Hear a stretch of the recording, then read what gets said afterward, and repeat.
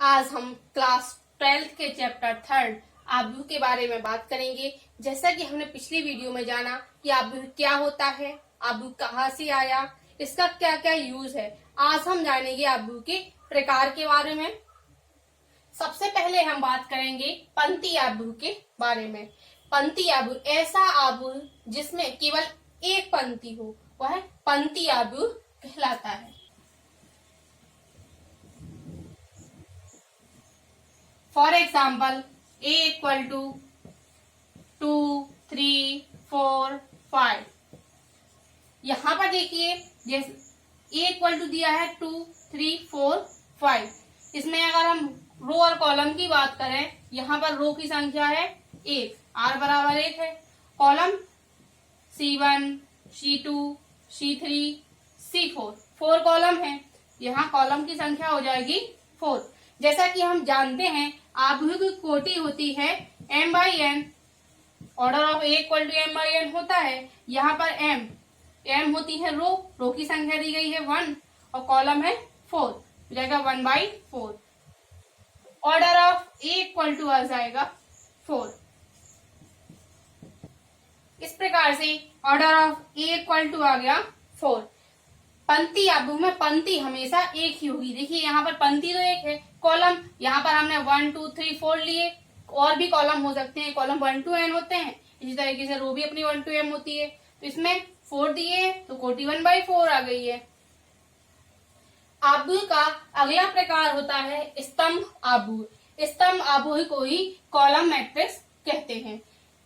ऐसा आव्यूह जिसमें केवल एक ही स्तंभ हो। देखिए इसमें एक ही स्तंभ होता है, एक ही स्तंभ है, वह स्तंभ आव्यूह कहलाएगा। For example a equal to 3, 2, 5, 1। यहाँ पर इस एग्जाम्पल में अगर हम देखें तो रो हो जाएंगी R1, R2, R3, R4। यहाँ पर रो इक्वल टू है 4। कॉलम देखें, कॉलम है C1, कॉलम इक्वल टू है 1। देखिए जैसा कि इसका नाम ही स्तंभ आव्यूह, तो ऐसा आव्यूह जिसमें एक ही स्तंभ हो, इसमें स्तंभ की संख्या एक है, पंक्तियों की संख्या कई हो सकती है। यहाँ पर हमने 1, 2, 3, 4 लिया है, 4 से भी ज्यादा हो सकती हैं। इस प्रकार से हमने देखा, अगर हम इसकी ऑर्डर ऑफ a इक्वल करें, order of a equal m/n होता है। यहाँ m इक्वल टू है 4, n equal to 1। Order of a equal to आ गया 4। आव्यूह का अगला प्रकार होता है शून्य आव्यूह। शून्य आव्यूह को जीरो या नल मैट्रिक्स भी कहते हैं। ऐसा आव्यूह जिसका प्रत्येक अवयव शून्य हो, वह आव्यूह शून्य आव्यूह कहलाता है। That is a equal to 0, 0, 0। इस टाइप से इसमें दिए गए हैं। यह 2/3 का शून्य आव्यूह है। 2/3 का ही क्यों है? क्योंकि यहाँ पर R1 और R2 रो दो दी हुई है और column C1, C2 and C3, 2 रो है और 3 कॉलम है। आव्यूह की कोटि को हमेशा m/n के रूप में लिखते हैं, जहां m होती है रो एंड n होता है कॉलम्स। इसी में हमने इसीलिए इसकी कोटि लिखी है 2/3। आव्यूह का अगला टाइप होता है वर्ग आव्यूह। वर्ग आव्यूह को ही स्क्वायर मैट्रिक्स कहते हैं। ऐसा आव्यूह जिसमें पंक्तियों और स्तंभों की संख्या बराबर होती है, वो ऐसा आव्यूह वर्ग आव्यूह कहलाता है। इसमें m इक्वल टू n होता है, जहां पर m रो होती है और n होता है कॉलम। जब किसी आव्यूह में पंक्तियों और स्तंभों की संख्या बराबर हो जाती है तो वह आव्यूह वर्ग आव्यूह बन जाता है। For example a equal to 2, 3, 2, 2, 1, 6, 3, 2, 4। यहाँ पर देखिए R1, R2, R3, रो 3 है। अब कॉलम की संख्या देखते हैं, C1, C2 एंड C3। यहाँ पर देखिए रो इक्वल टू कॉलम है, यानी यहाँ पर पंक्तियों और स्तंभों की संख्या आपस में बराबर हो गई है। ये इसकी कोटि होगी order of a equal to 3/3। यहाँ पर देखिए 3/3 का मैट्रिक्स है। ऐसा आव्यूह वर्ग आव्यूह कहलाता है। आव्यूह का अगला टाइप होता है विकर्ण आव्यूह। विकर्ण आव्यूह को ही डायगोनल मैट्रिक्स कहते हैं। ऐसा वर्ग आव्यूह जिसके मुख्य विकर्ण को छोड़कर से सभी अवयव शून्य हो विकर्ण आबू कहलाता है। That is A = A11 0 0 0 A22 0 0 0 A33। यहाँ पर मैंने जैसे परिभाषा बताई है कि ऐसा वर्ग आबू जिसके मुख्य विकर्ण को छोड़कर से सभी अवयव शून्य हो। देखिए वर्ग आबू क्यों है, क्योंकि ये 3x3 की मैट्रिक्स है। जैसा कि मैंने पहले ही बताया है कि वर्ग आबू क्या कहलाता है, ऐसा आबू जिसमें रो इक्वल टू कॉलम हो, यानी पंक्तियों और स्तंभों की संख्या आपस में बराबर हो। तो देखिए वर्ग आबू तो है ही। दूसरी परिभाषा इसमें ये चीज होती है कि मुख्य विकर्ण को छोड़कर से सभी अवयव शून्य हो। तो मुख्य विकर्ण ये हो जाएगा, इसमें मुख्य विकर्णों को छोड़कर सभी अवयव शून्य हो गए। ये इसका मतलब है यहाँ पर ये विकर्ण आबू है। For example A = 2 0 0 2। ए यहाँ पर 2x2 की मैट्रिक्स है, साथ ही इसमें मुख्य विकर्ण को छोड़कर अन्य अवयवों के मान 0 है। आबू का अगला प्रकार होता है अदिश आबू। अदिश आबू को स्केलर मैट्रिक्स कहा जाता है। अब जाने कि स्केलर मैट्रिक्स क्या होता है। ऐसा विकर्ण आबू जिसके विकर्णीय अवयवों के मान समान हो। इसमें विकर्ण अवयव के मान सभी एक जैसे होते हैं। देखिए विकर्ण आबू में विकर्णीय अवयव के मान शून्य नहीं होते हैं, अलग अलग हो सकते हैं, लेकिन अदिश आबू में विकर्णीय अवयव के मान एक समान होते हैं। वह आबू अदिश आबू कहलाता है। That is A = A 0 0 0 A 0 0 0 A। यहाँ पर देखिए इसके विकर्ण जो अवयव होंगे इसके मान हमेशा समान होंगे। यह 3x3 की मैट्रिक्स है। आबू का अगला टाइप है तत्समक आबू। तत्समक आबू को यूनिट या आइडेंटिटी मैट्रिक्स कहते हैं। तत्समक आबू ऐसा अदिश आबू कहलाता है जिसके प्रत्येक विकर्णीय अवयव का मान एक होता है। देखिए अदिश आबू में विकर्णीय अवयव के मान समान होते हैं, परंतु अगर उनके मान एक हो गए तो वह तत्समक आबू बन जाता है। दैट इज तत्समक आबू को हमेशा IN से ही प्रदर्शित किया जाता है।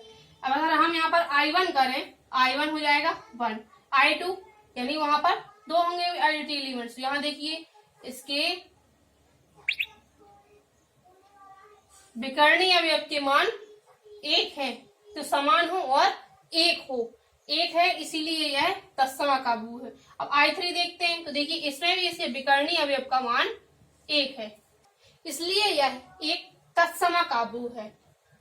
अब देखिए विकर्णीय आबू और तत्समक आबू में बस इतना अंतर होता है कि तत्समक आबू में विकर्णीय अवयव जो होते हैं इसका मान हो जाता है एक, और विकर्णीय आबू में मान समान होते हैं। यहाँ पर 2 2 2 हो सकता है, 3 3 3 हो सकता है, मतलब समान हो और एक हो तो तत्समक आबू बन जाता है। अगर एक से दूसरा कोई मान है तब वहां पर वह आबू विकर्णीय आबू कहलाता है। अब हम जानेंगे त्रिभुजीय आबू के बारे में। त्रिभुजीय आबू को ही ट्रायंगुलर मैट्रिक्स कहते हैं। ऐसा वर्ग आबू जिसके मुख्य विकर्ण को छोड़कर ऊपर अथवा नीचे के सभी अवयव शून्य हो तब वह आबू त्रिभुजीय आबू कहलाता है। त्रिभुजीय आबू दो प्रकार का होता है, ऊपरी त्रिभुजीय आबू और निम्न त्रिभुजीय आबू। ऊपरी त्रिभुजीय आबू को अपर ट्रायंगुलर मैट्रिक्स कहते हैं और निम्न त्रिभुजीय आबू को लोअर ट्रायंगुलर मैट्रिक्स कहते हैं। अब यहाँ देखिए हमने त्रिभुजीय आबू की परिभाषा में जाना कि वर्ग आबू जिसके मुख्य विकर्ण के ऊपर अथवा नीचे के सभी अवयव शून्य हो। इसमें अगर सभी अवयव शून्य हो जाएंगे तब तो जैसे अपना आबू इस टाइप से होता है, अगर इस टाइप का आबू हो तब तो ये बन जाएगा विकर्ण आबू। देखिए वर्ग आबू है, हमने पहले जाना कि रो और कॉलम एक समान हो, तो देखिए यहाँ पर ये 3x3 का मैट्रिक्स है, यानी ये वर्ग आबू है। ए है हमारा मुख्य विकर्ण। अब इसमें कहा गया है ऊपर अथवा नीचे के, यदि दोनों के विकर्ण शून्य नहीं होंगे, अगर दोनों शून्य हो जाएंगे तब यह विकर्ण आबू बन जाएगा। इसलिए यहाँ पर किसी भी की वैल्यू, इसलिए यहाँ पर या तो ऊपरी त्रिभुजीय आबू बनेगा या फिर निम्न त्रिभुजीय आबू बनेगा। तो देखिए यहाँ पर ये त्रिभुजीय आबू का उदाहरण बन गया। कि मुख्य विकर्ण को छोड़कर, तो मुख्य विकर्ण के मान शून्य नहीं होंगे, साथ ही या तो ऊपर नीचे मान शून्य होंगे या फिर नीचे शून्य होंगे।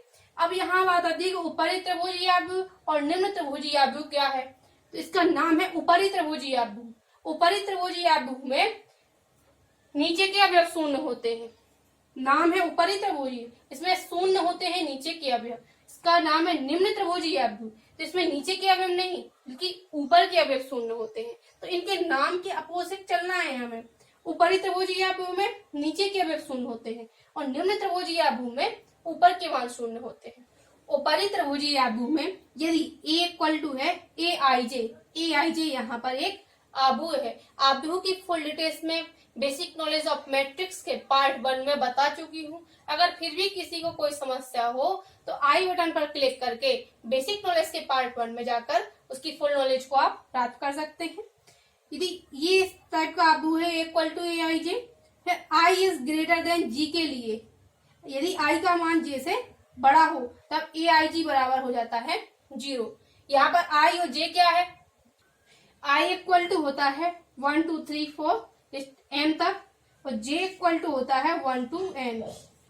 इसी प्रकार से निम्न त्रिभुजीय आव्यूह के लिए यदि a बराबर हो aij तब i is less than j के लिए aij इक्वल टू 0 हो जाएगा। ऊपरी त्रिभुजीय आव्यूह में i का मान बड़ा होता है j से और i का मान 1 to m होता है, j का मान 1 to n। और निम्न त्रिभुजीय आव्यूह में i is less than j, यानी i का मान j से छोटा होगा तभी aij बराबर 0 होगा। आव्यूह का अगला प्रकार है क्षैतिज आव्यूह।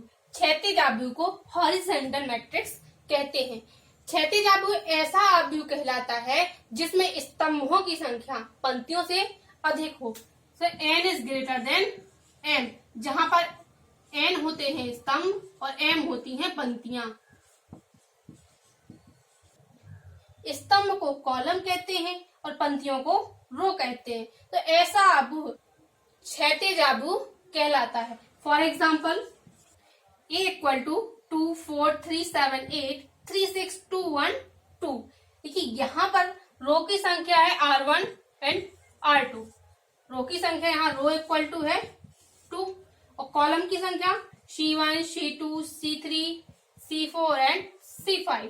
तो कॉलम की संख्या है यहाँ पर 5। तो यहाँ देखिए कॉलम की संख्या रो से बड़ी हो गई, स्तंभ का मान जब पंक्तियों से ज्यादा हो गया तो यह बन गया क्षैतिज आव्यूह। इस प्रकार से जब स्तंभों की संख्या पंक्तियों की संख्या से ज्यादा हो जाती है तब आव्यूह क्षैतिज आव्यूह कहलाता है। अब हम जानेंगे ऊर्ध्वाधर आव्यूह के बारे में। ऊर्ध्वाधर आव्यूह को वर्टिकल मैट्रिक्स भी कहते हैं। ऐसा आव्यूह जिसमें पंक्तियों की संख्या स्तंभों की संख्या से अधिक होती है वह ऊर्ध्वाधर आव्यूह कहलाता है। इसमें m is greater then n होता है, जहां पर m होती हैं पंक्तियां, n होते हैं स्तंभ। यहाँ पर row is greater than column होता है। For example a equal to 3 2 4 5 6 1। यहाँ पर रो है 1 2 3, यानी यहाँ पर r इक्वल टू है 3, कॉलम की संख्या 1 2, कॉलम है 2।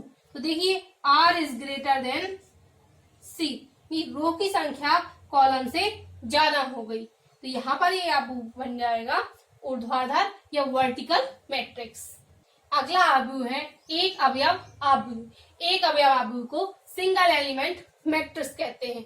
जैसा कि इसका नाम ही है एक अवयव आव्यूह, जिसमें केवल एक ही अवयव हो, एक आव्यूह अवयव कहलाता है। अगला आव्यूह होता है तुलनीय आव्यूह। तुलनीय आव्यूह को ही कंपैरेबल मैट्रिक्स कहते हैं। जैसा कि इसका नाम ही है तुलनीय आव्यूह, यानी ये दो आव्यूह आपस में तुलनीय हो यानी बराबर हो। तो ऐसे आव्यूह जिनकी कोटि एक समान होती है, एक नहीं ऐसे दो आव्यूह जिनकी कोटि एक समान हो तुलनीय आव्यूह कहलाते हैं। For example a equal to 2 3 1 4 2 6, यह आव्यूह 2x3 की मैट्रिक्स है। एंड b इक्वल टू 4 5 1 6 2 8, यह मैट्रिक्स भी 2x3 की मैट्रिक्स है। तो देखिए जैसा कि मैंने बताया, यदि दोनों की कोटि समान हो तो देखिए यहाँ पर ऑर्डर ऑफ ए इक्वल अगर करें तो ये हो जाएगा 2x3 6 8। ऑर्डर ऑफ बी निकालें, ये भी 2x3 इक्वल हो जाएगा 6। यहां से स्पष्ट होता है ऑर्डर ऑफ ए इक्वल होता है ऑर्डर ऑफ बी। दोनों की कोटि समान है, ए और बी तुलनीय आव्यूह कहलाएंगे। इस प्रकार से आज हमने आव्यूह के प्रकार के बारे में जाना, आव्यूहों का योग, अंतर, गुणा, आव्यूह की समता किस प्रकार से की जाती है, साथ ही आव्यूहों से जुड़े कौन कौन से नियम हैं, इसके बारे में जानेंगे हम नेक्स्ट वीडियो में।